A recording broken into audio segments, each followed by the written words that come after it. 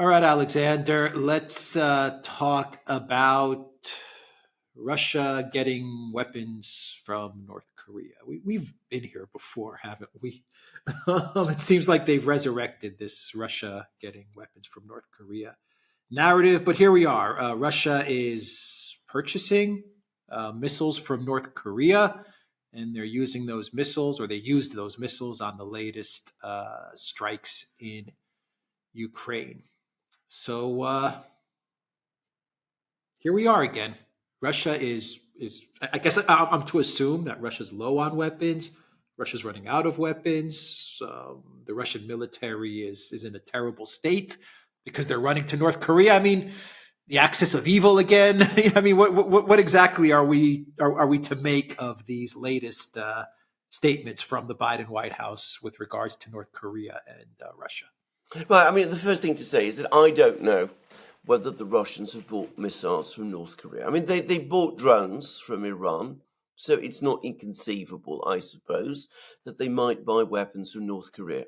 But I must make a point, which is that there's been repeated claims about the Russians using North Korean artillery ammunition. There's been these claims about missiles from North Korea. There is really no evidence, apart from, pictures of containers being moving around railway lines and things of that kind.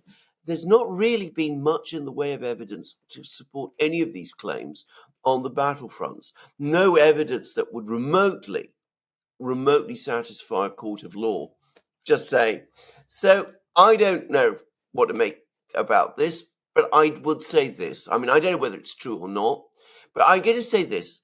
This is a very convenient story for the United States to be coming up with now.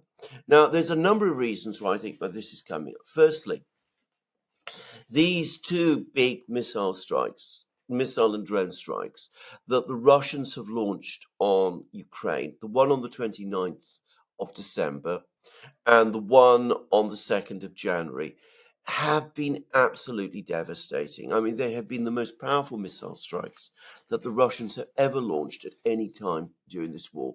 And it's clear that the Ukrainians and the Americans and their Western allies are shocked by them. There is now accumulating evidence that at least two Patriot missile systems or batteries have been destroyed, one in Kiev, one in a railway on a train in Kherson region. There's now accumulating pictures of industrial facilities around Kiev, also massively destroyed. Huge amount of damage has been done. There are many reports that top people within the Ukrainian military were killed as well as a result of these strikes. And other parts of the air defense system that the West has so painstakingly tried to create in Ukraine have been smashed and damaged as well. So, firstly, you have to come up with a information explanation about why this has happened. All the evidence is that the major damage to all of these facilities has been done by hypersonic missiles launched from Russian aircraft. The Kinzhals, backed by these subsonic missiles, the KH-101s. So you don't want to talk about the Kinzhals because you've been spending the last year trying to play down the danger from the Kinzhals. You say that it's all due to ballistic missiles. The Russians are supposed to be running low on ballistic missiles. You talk instead about them buying these missiles from North Korea. You're able to talk about North Korea, and then you come along to Congress and say, well, look, North Korea is an enemy of our country. Russia is an enemy of our country. These two enemies of our country are coming together.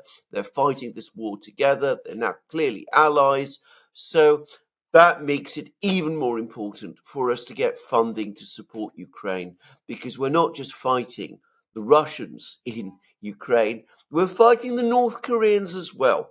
And the more missiles the North Koreans give the Russians, the fewer missiles, presumably, the North Koreans have to use against us and our friends in South Korea and Japan. So you could see that logic, that kind of argument play out as well. And then there is a third thing, which is that there's increasing talk now about trying to counter these devastating Russian missile strikes on Ukraine by supplying long-range missiles to Ukraine. Radek Sikorski, the Polish foreign minister, came out and said that. I'm now seeing more reports to this effect in the British media that this is supposedly a good idea. So how do you justify doing that? How do you justify launching missiles against Russia itself? Because that's what it amounts to.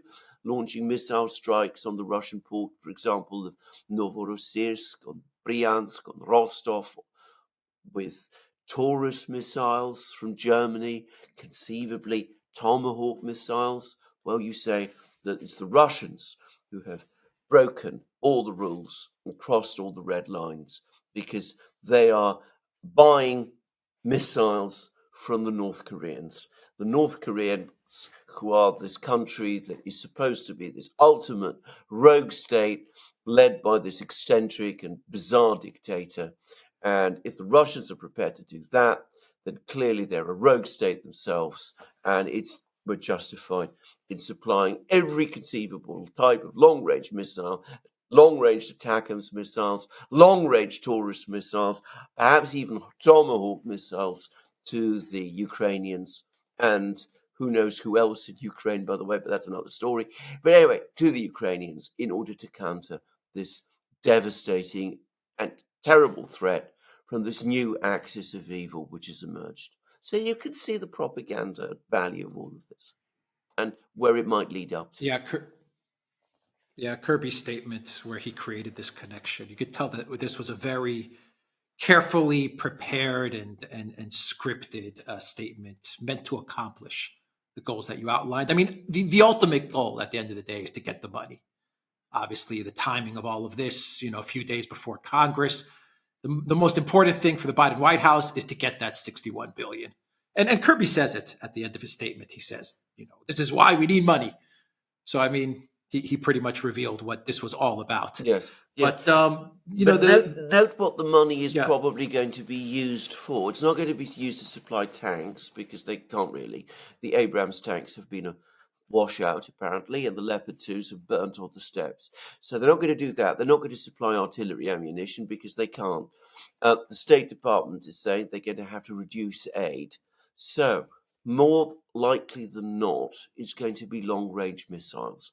Air defense missiles have been a failure. The Patriots are failing. The NASAMS missiles are being knocked out. Apparently three batteries of those over the last few weeks. So now go for long-range missiles. Engage in a long-range missile war. That was where I was. Yeah, exactly. That was my question to you is, okay, so everything is leading towards, they want to get the money, but everything is leading towards this new wonder weapon. For me, this is like the wonder weapon before the ultimate wonder weapon, which is the F-16s. So the F-16s is the ultimate wonder weapon, but that's been stop and go. Okay, and who knows when the F-16s are going to come online. So this long-range missile narrative is going to fill in the gap, and this is the new, latest, and greatest wonder weapon. So my question to you is, okay, this narrative works. And Congress says, "Oh my God, Russia's getting long-range missiles from North Korea." And that's why Kirby was very specific in his statement to mention the fact that these missiles have a range of 900 kilometers. He wanted to make that point. So it's obvious what they're doing. I mean, this is really easy to figure out. Johnson, Speaker of the House, he says, "Oh my God, we have to approve the $61 billion right away. We have to get long-range missiles to Zelensky," and they call up Olaf Scholz, and they tell Olaf, "You're going to deliver Taurus," and Olaf, of course, says, "Yes, I'll deliver the Taurus," and they get the long-range missiles. What then? They launch long-range missiles towards, you mentioned some cities, you mentioned the ports in Crimea, you mentioned Rostov. People who aren't familiar with Rostov know that you're talking very much mainland Russia, an important city in Russia, the south of Russia. Moscow, other cities in Russia. What happens then? Well, I mean, what Because they never talk about the Russian No, side of things. But no. anyway, yeah. So what happens then? Well, I mean, it confirms not just to the Russians, first of all, but to the whole world, that the United States is in effect in a state of um, almost armed conflict with the Russians. I mean, bear in mind that this is going to happen at one and the same time, that we're going to likely get a decision in February to seize Russian assets. And there's been a very, very powerful article in the Financial Times from an academic, a professor at Cornell, who said what an incredibly dangerous thing that would be, that this is an act of war, and taking a step like that erodes the boundary between war and peace, providing missiles to the Ukrainians to launch deep strikes um, into Russia. Again, it erodes the boundary between war and peace. It puts the United States almost at the point where you could almost argue that it is at war with Russia. I mean, it is a clear-cut act of war. Now, how would the Russians react? This is, of course, an unknown question, but I'm going to suggest again that even as these strikes on Russian cities are launched, the Russian response will be an incredibly disciplined one. They will continue their military operation. They will push further and further west. They will develop, they probably already have developed to a great extent, their air defense system. And we have seen that they have the ability to absorb these blows. And I think that is what they will do. It will cement even more strongly feeling in Russia that this war needs to be brought to a victorious conclusion. They will be presented by the Russians as a terror attack. They will be presented by the Russians as a terror attack fomented by the West.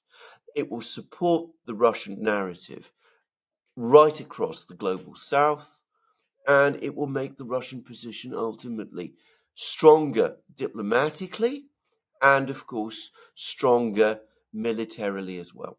Now, bear in mind, launching deep strikes on Rostov or on Novorossiysk or wherever is not going to change the outcome of the war. It cannot do that. The Russians have shown that they have an ability to outproduce the West in every single type of weapon. They can certainly do that in terms of Taurus missiles and even Tomahawk missiles, if Tomahawk missiles are indeed supplied to Ukraine, which I mean, nobody's talking about that, but wait for it. I predict it will come. The country that is in short of Tomahawk missiles and needs them is the United States, because the Tomahawk missiles are the major missiles that the United States would need if it found itself in a confrontation with Iran or with China. So some people in the Pentagon will have a fit over this. Interesting point. And I imagine that that Russia has already planned for this type of scenario. I mean, there's no doubt that they've game planned the long range missile scenario as well. Absolutely. So I mean, this is not going to shock the Russian No. military if this does come about. No, of course it hasn't. And I mean, they're cranking up production of their advanced surface-to-air missiles. It will give them more reason to launch deeper strikes further into Ukraine. And note that long-range missiles can't substitute for a collapsing air defense system, which is what we're seeing in Ukraine now. And of course, Russia is by far the biggest country in the world. You cannot reach every part of Russia with long-range missiles fired from Ukraine. It simply can't be done. Yeah. I just wonder what asymmetric retaliation Russia would take towards, say, Germany or towards countries that, like, say, Germany, which would provide the Taurus missile.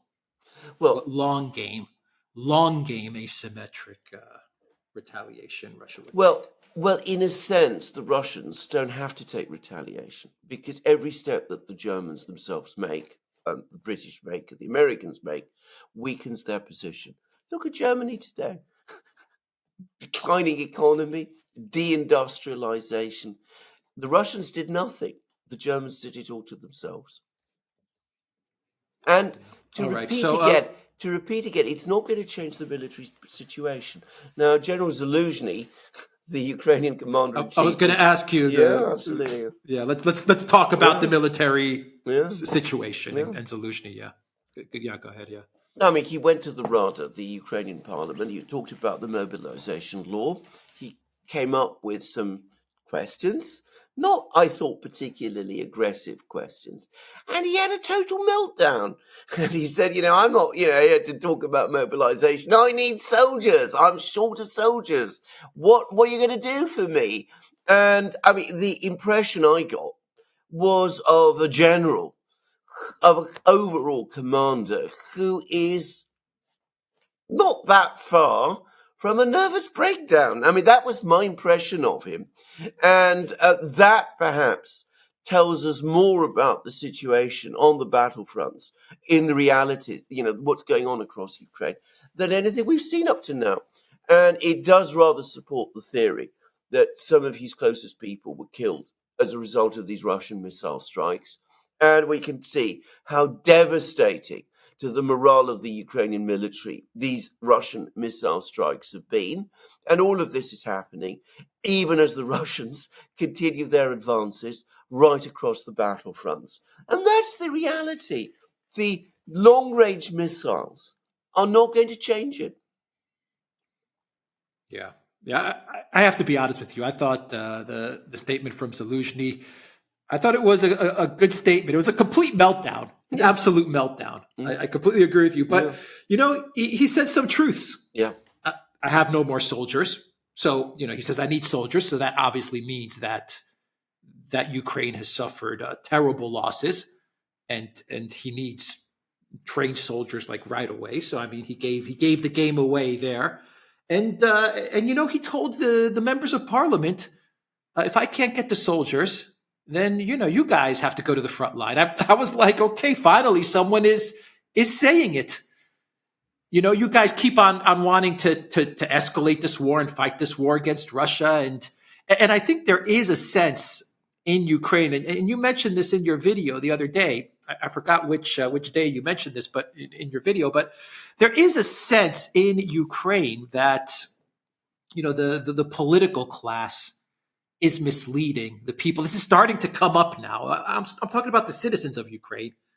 They're starting to realize that, every time Zelensky does his TikTok, Instagram video, or every time Podolyak or Danilov or whoever comes out and says we're winning and we're going to be victorious, and any day now Russia's going to run out of weapons, and any day now we're going to capture Crimea, it seems like the people of Ukraine, the citizens, are finally starting to understand that they're being misled with all of this optimistic talk. And in his meltdown, Zaluzhny essentially says, look, you guys are always talking this big game, and obviously I can't fight this war. I'm losing. So you guys go to the front line. I mean, it was an interesting statement. In his emotion, he did say a lot of truths. I completely agree with that. Now, can I just say, I mean, what I said is based on two articles that have appeared. One in the London Times, which said that the British are fanning across Europe, trying to get the Europeans to continue to provide military aid to Ukraine, even if Donald Trump is elected president of the United States and cuts off aid entirely. But squirreled into that article was an admission from a Ukrainian commentator, not just a commentator, major figure actually, says most people in Ukraine now want peace and that they're intimidated and frightened against saying it, but that is what most of them want. And that was the London Times. And there's been another article, even more interesting in some ways, in the New York Times, which says that this constant optimistic picture about the war that Ukrainian television pumps out is no longer believed in Ukraine any longer. The credibility that its credibility has collapsed, even as Zelensky's own credibility is collapsing, because people can see the real situation. And to his credit, Zaluzhny, over the last couple of weeks, has been giving us little morsels of the truth. So he said to The Economist back, I think it was, well, I can't remember exactly when it was, but it was back in the autumn. He said, that there's not going to be a breakthrough. Great offensive didn't succeed. There was, all the plans were worked out meticulously, but it failed, and there's not going to be a breakthrough. And we're in stalemate, and we're in a war of attrition. And if this war of attrition goes on like it's doing, then the Russians will win. I mean, that's what he said in that article in The Economist. And now he's come along and he's met these parliamentarians, and as again, he's giving them more morsels of the truth. Tells you what he really feels. I'm out of men. I'm not getting trained people. I need trained soldiers. You're not providing me with these trained soldiers. You're talking in this absurd way about, going on and fighting. Why don't you go and fight yourself and find out what the situation on the battlefronts is really like? Because actually, it is terrible and it is getting worse. But the problem with Zaluzhny is that he hints at these things, but for the moment, he's still stopping short of actually saying, this can't go on. The war is being lost. Ukraine is going down to defeat. No weapons we get from the West are going to reverse the situation. No statements from the West are going to, from Zelensky, are going to reverse the situation. We've got to accept the fact that we're losing the war and find some way to make peace with the Russians. He's not prepared to say that. Now, other generals in the past have done that. I've discussed at length in many programs General Lee and how General Lee did the deal with General Grant at Appomattox Courthouse in April 1865, which in effect started the process which brought the American Civil War to an end. I mean, he could see that the writing was on the wall. The battle couldn't go on. It was going to end in failure. In 1940, General Mannerheim, who was the leader of the Finnish army, did exactly the same thing. He went to the Finnish government. He said, we're in a war with the Soviet Union. This is the so-called Winter War of 1939-1940. We can't win. The Russians are too strong. We've got to make peace. Zaluzhny himself has referenced that action by Mannerheim. He's mentioned it in the past, but he has not yet found the moral courage to do the same thing. Up to now, he comes along, he tells them, I'm going to continue to the extent that I can, even though deep down you sense that he knows he's lost. Yeah, but can I ask you a question? Who would Zaluzhny go to? I mean, who could he say this to that would listen? He can't go to the U.S., right? The Europeans, why go to them? They're useless. Zelensky, they hate each other. I mean, I would imagine if Zelensky was to hear this, he would use it against Zaluzhny to finally maneuver him out. Zaluzhny he's always got to be careful about the Banderite forces, even though they say he's very tight.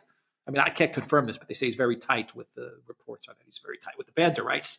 I don't know, but who could he possibly go to in order to say the truth and to say it's done, it's over? We need to capitulate. Yeah, he needs to say it to the Ukrainian people, because you're quite correct. The political class in Kiev is not going to listen.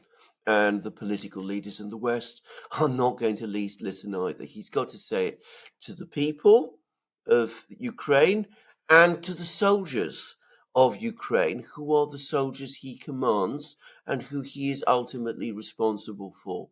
Now, you can do that in one of two ways. Firstly, he can resign and come out and make a public statement and say, I'm resigning. My advice is not being followed. It's not being listened to. as far as I can see, the war is lost. The other side is too strong. We need to make peace. Or he can do what Lee and Mannerheim each did, which is to take control and say, look, the political leadership is completely hopeless in the situation. I've got to open direct talks with the Russians myself, and I've got to agree with them the capitulation of the armed forces. Now, Zaluzhny has never shown any willingness to do that. I don't know how strong his position with other Ukrainian military commanders is. All I'm saying is he's never done it. And I have to say also, I think this position that he is in is an unsustainable one. Constantly hinting now that the war is lost, as he's just done, without actually following through on the implications of that, is not a position that a soldier responsible for hundreds of thousands of men, a general, should find himself in. If he thinks the war is lost, he has to act on that basis.